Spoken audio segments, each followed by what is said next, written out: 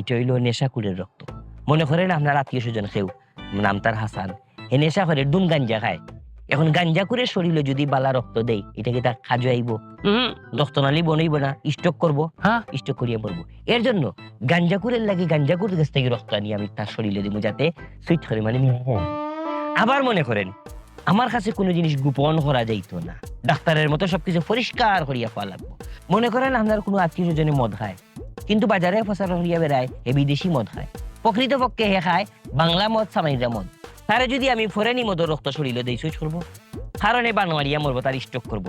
তারে দিতেইব সামারি মদ, বাংলা মদর যে খায় তার রক্ত। সুতরাং যে নেশা করে ও নেশার লগে মিলাইয়া রক্ত দিতে হবে। এটা শুধুমাত্র আমার ভ্রাম্যমান ব্লাড ব্যাংকও আছে। শুনেন, আমার আত্মীয় স্বজন মানে 14 গোষ্ঠীর মধ্যে কিন্তু কোনো নেশা টেশা করে না কেউ। আরে বাবা, করে না, গ্রামও তো দুই একজন আছে না করে না।